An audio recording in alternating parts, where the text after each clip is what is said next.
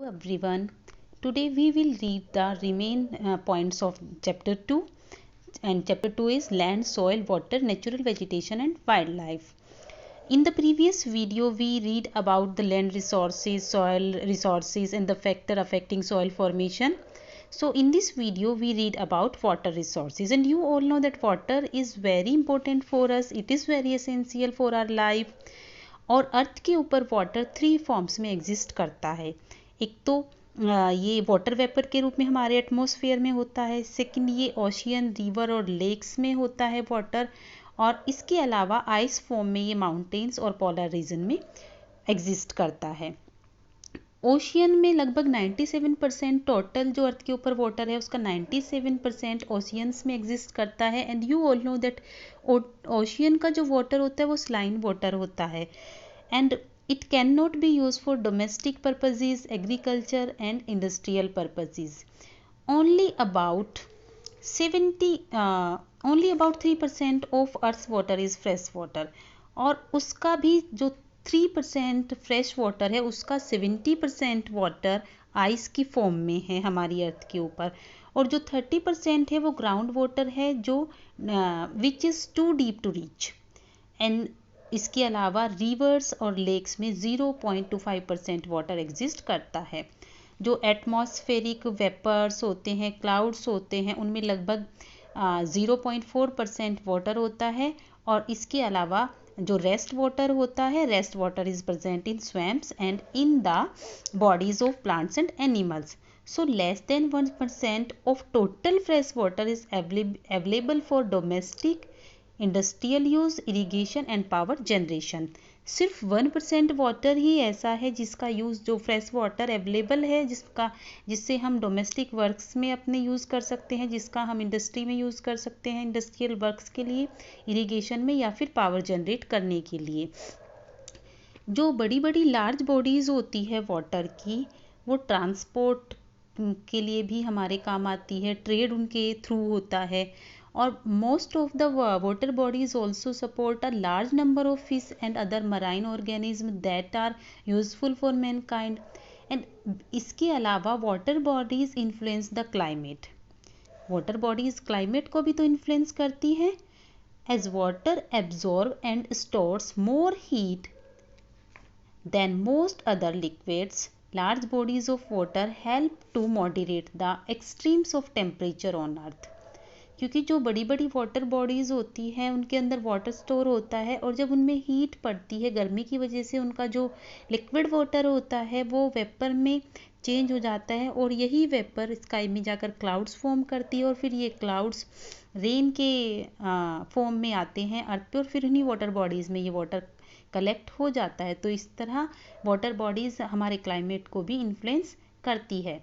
Reverse are one of our major source of water, और rivers के ऊपर बहुत सारे प्रोजेक्ट्स भी बनाए जा रहे हैं.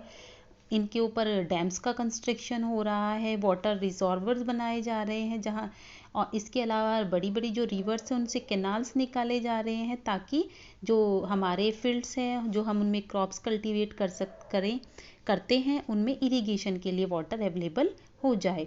Most of these projects serve several purposes like irrigation and flood control and production of hydroelectricity, and they are known as multi-purpose river valley project. जो ये डैम्स बनाए जा रहे हैं, जो वाटर रिजर्वर बनाए जा रहे हैं, इन पे जो वाटर कलेक्ट किया जाता है वो इसलिए किया जाता है ताकि इरिगेशन में वाटर का यूज़ हो. इसके अलावा जो फ्लड्स होती है उनको कंट्रोल किया जाए, और वाटर को कलेक्ट करके उससे हाइड्रो इलेक्ट्रिसिटी में चेंज किया जाए.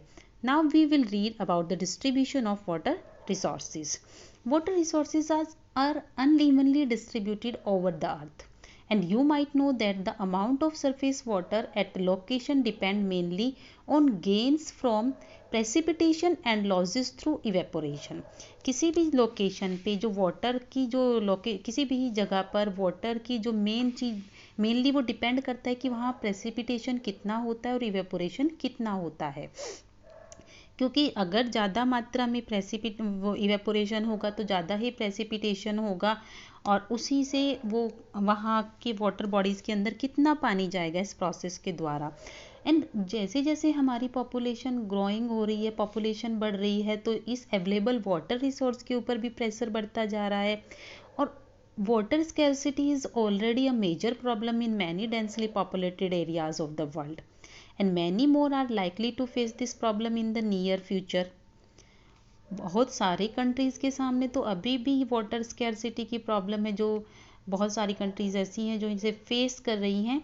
और among the areas that already face water shortage are northern and southern Africa, western and central Asia, north eastern China, western USA and part of Mexico and South America and most of Australia.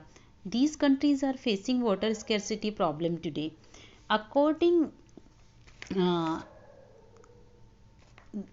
the estimate, by 2025 about 4 billion people will have an insufficient supply of water. It means ये estimate लगाया जा रहा है कि 2025 तक लगभग 4 billion people को sufficient water की सप्लाई नहीं होगी, वो भी water scarcity की प्रॉब्लम को फेस करेंगे. Now we will read about the India's water resources. India has sufficient water resources in the form of perennial river, high annual rainfall, underground water etc. India के अंदर sufficient water resources हैं. यहाँ perennial river है. You know perennial rivers it means जिनमें 12 month water रहता है, water available होता है.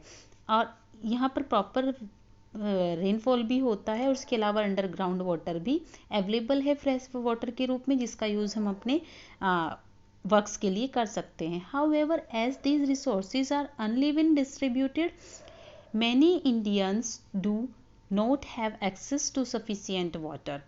क्योंकि यहाँ भी इंडिया के अंदर भी ये जो वाटर रिसोर्सेज है ये अनइवनली ही डिस्ट्रीब्यूटेड है, सब जगह इक्वली डिस्ट्रीब्यूटेड नहीं है, तो बहुत सारी जगह पर वो सफिशिएंट वाटर नहीं है यूज़ के लिए. And India has undertaken many river valley project for proper utilisation of its water resources. और बहुत सारे रिवर वैली प्रोजेक्ट्स तैयार किए जा रहे हैं, बनाए जा रहे हैं, ताकि इसका वाटर रिसोर्सेज का प्रॉपरली यूटिलाइजेशन किया जा सके. Now we will read about the degradation, conservation of land, soil and water resources. क्योंकि ये सारी चीज़ें लैंड, सॉइल और वाटर ये प्रीसियस गिफ्ट है हमारे लिए नेचर का, और इनका अगर हम केयरलेस यूज़ करेंगे, इन्हें पॉल्यूटेड करेंगे, तो ये रिसोर्सेज ख़त्म हो जाएंगे. और हमारे लिए इन्हें कंजर्व करना बहुत ज़्यादा असेंशियल है. अगर ख़त्म हो जाते हैं तो हम वाटर यूज़ के लिए वाटर कहाँ से लेके आएंगे, अपने घर बनाने के लिए लैंड कहाँ से लेके आएंगे, क्योंकि नेचुरल चीज़ें हैं, नेचर के गिफ्ट्स हैं हमारे लिए, इसलिए इनकी केयर करना, इन्हें कंजर्व करना बहुत ज़्यादा असेंशियल है. First we will read about the land degradation. Land degradation means the total quantity of land on earth is limited and can not be increase to meet the needs of our growing population. जो हमारी अर्थ के ऊपर जो land की quantity है वो limited है, और अगर पॉपुलेशन बढ़ती है, उसकी नीड्स बढ़ती है, तो उनकी नीड्स के अकॉर्डिंग हम लैंड तो कहीं से लेके नहीं आ सकते, लैंड्स को तो इंक्रीज नहीं कर सकते. मोरेवर जो अनयूजेबल लैंड है, जिसे अनफिट बोला गया है, या जिसे हम पॉल्यूटेड कर रहे हैं, हमारे पॉल्यूटेड करने की वजह से वो अनफिट हो गई है, और हम बहुत सारे ऐसे अनसाइंटिफिक डिस्पोजल और वेस्ट होते हैं, हमारा बैड फार्मिंग प्रैक्टिसेस होती है, जिनकी वजह से सॉइल इरोजन होता है और सॉइल अपनी फर्टिलिटी को खो देती है, तो this is called the land degradation. जब हमारी पॉल्यूट करने की वजह से लैंड को, हमारी बैड फार्मिंग प्रैक्टिसेस की वजह से जो सॉइल का इरोजन होता है और सॉइल की फर्टिलिटी चली जाती है, उसे लैंड डिग्रेडेशन बोलते हैं. Landslide is the main reason of land degradation. ये एक ऐसा थ्रेट है specially on hill sides and in valley and coastal areas. Landslides occur when rocks loosened by weathering move down a slope due to gravity.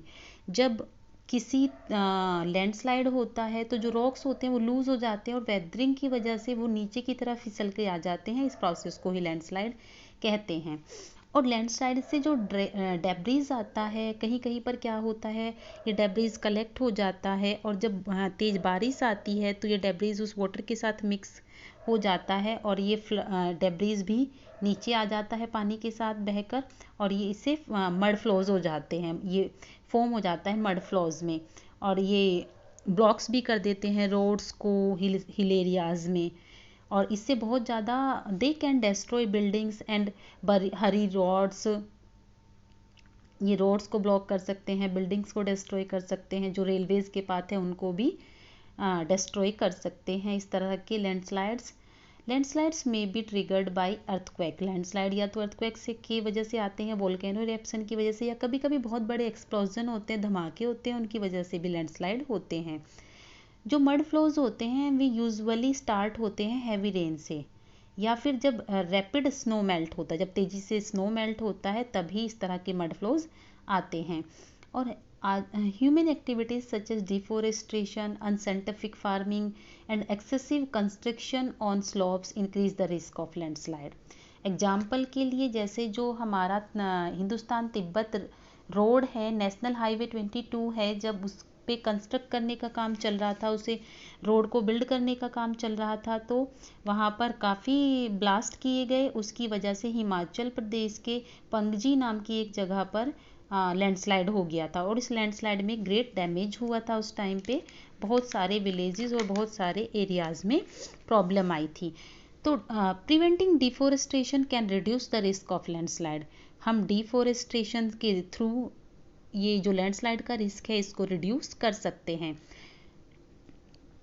Now we how can we conserve the landslide या land degradation. The conservation of land involve planned and judicious use of available land, soil conservation and taking step to bring cultivable wasteland into use. It means हम बहुत ज़्यादा पेड़ उगाएं deforestation के through, और अपनी land को पोल्यूट ना करके जो अवेलेबल लैंड है उसको सही तरीके से यूज़ करें, सॉइल को कंजर्व करें। और भी बहुत सारे स्टेप्स हैं, जैसे हम जो हमारी वेस्ट लैंड पड़ी है जहां हम कल्टीवेट नहीं करते उसको यूटिलाइज किया जाए। इस तरह हम अपनी लैंड को कंजर्व कर सकते हैं। Now we will talk about the soil degradation.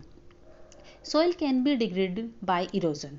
Soil को का जो मेन है डिग्रेडेशन की वजह वो है इरोजन और या फिर पॉल्यूशन, और इसकी जो पॉल्यूशन या फिर जो हमारी सॉइल है उसकी भी फर्टिलिटी ख़त्म होती जा रही है। Erosion means carrying away of top soil by natural agents such as wind and flowing water is called soil erosion. And ये जब होता है जब सॉइल को बांधने के लिए, बाइंड करने के लिए कुछ नहीं होता। Some common causes of soil erosion are deforestation, overgrazing and leaving cropland bare after ploughing and harvest. जब हम हार्वेस्ट करने के बाद, प्लो करने के बाद लैंड को बेर छोड़ देते हैं तो जो टॉप सोयल होती है वो वाटर या फिर एयर की वजह से वो अपने साथ उन्हें उड़ा के ले जाती है। माइनिंग और building activities also expose soil to erosion. Pollution भी मेन प्रॉब्लम है सॉइल डिग्रेडेशन की, क्योंकि हम जो वेस्ट डंप करते हैं सॉइल के अंदर उसमें बहुत सारे पेस्टिसाइड्स होते हैं, गार्बेज हम छोड़ देते हैं सॉइल में, उससे हमारी जो सॉइल की फर्टिलिटी है वो कम हो जाती है। और इस वेस्ट में, इस गार्बेज में बहुत सारी प्लास्टिक की चीज़ें भी होती हैं जो रेन वाटर को की सिपिंग में जो सॉइल में जाता है उसको ब्लॉक कर देता है ये। और या फिर बहुत इसके जो ये गार्बेज हम सॉइल में थ्रो करते हैं, ये अपने साथ जब ये वाटर में सीप होता है तो अपने साथ बहुत सारे पॉल्यूटेंट वाटर में ले जाता है, और वो वाटर हमारे लिए बहुत ज़्यादा डेंजरस हो जाता है। उससे बहुत सारी डिसीज़ स्प्रेड हो जाती है, क्योंकि बहुत उस वेस्ट मटेरियल के अंदर बहुत सारे ऐसे मटेरियल होते हैं जो पॉइजनियस होते हैं और उनकी वजह से बीमारियां फैलती है। Loss of fertility. फर्टिलिटी का लॉस कैसे होता है? सॉइल अपनी फर्टिलिटी खोती है क्योंकि हम बैड फार्मिंग प्रैक्टिसेस करते हैं। एग्जांपल के लिए अगर हम सॉइल के अंदर बहुत सारे पेस्टिसाइड्स यूज़ करेंगे, केमिकल्स यूज़ करेंगे ताकि हमारी जो क्रॉप है वो अच्छी ग्रो हो, लेकिन वो जो पेस्टिसाइड्स होंगे, जो केमिकल्स होंगे, वो जो सॉइल की जो फर्टिलिटी होगी वो उसको कम कर देंगे और उसकी वजह से हमारी सॉइल की फर्टिलिटी ख़त्म हो जाएगी। सॉइल को भी कंजर्व करना बहुत ज़्यादा इम्पोर्टेंट है। Afforestation, the planting of large areas with trees is very effective in checking soil erosion. और इसके अलावा डिफरेंट डिफरेंट काइंड की जो वेज हैं एग्रीकल्चर के, कल्टीवेशन करने के, उनका यूज़ करके हम सॉइल को कंजर्व कर सकते हैं। टाइम टाइम पे अपनी सॉइल की फर्टेलिटी की चेकिंग करा के कि हमारी सॉइल के अंदर कितनी फर्टेलिटी है उसकी चेकिंग कराएं। कभी भी बेर ना छोड़े उसको, उसे ना कवर कर दे। अगर हम हार्वेस्ट की है हमने क्रॉप तो उसके बाद अपनी लैंड को, अपनी सॉइल को कवर कर दे और उस बैरियर बनाए। और फिर अपने उसके जो हमारे फील्ड्स होते हैं उनके चारों तरफ अगर हम ट्रीज़ को, रॉ में ट्रीज़ को उगाए, वो भी सॉइल को, जो हमारी सॉइल होगी उसको बाइंड करके रखेंगे। अगर ज़्यादा रेन होती है या तेज़ विंड आती है तो वो सॉइल की जो टॉप सॉइल होती है, जो अपर लेयर होती है, उसको इरोड नहीं होने देंगे। कई बार ऐसा होता है कि जो हमारे irrigated farming in regions of poor drainage often causes salinization. It means जो खारा पानी होता है उससे हम खेतों में कई बार पानी से सिंचाई कर देते हैं, उसकी वजह से भी हमारी लैंड की फर्टेलिटी, हमारी सॉइल की फर्टेलिटी कम हो जाती है। इसलिए रेन वाटर हार्वेस्टिंग भी प्रोग्राम चलाए ताकि वाटर को कलेक्ट कर सके। अगर हमारे फील्ड्स में वाटर की ज़रूरत है तो वहाँ से हम वाटर से अपने फील्ड में इरिगेशन का काम कर सके, वहाँ से उस वाटर का यूज़ हो जाए। Now we will read about the degradation of water and how can we conserve water, and these points are very important: water degradation and how can we conserve water, and we read about these points in the next video. Thank you.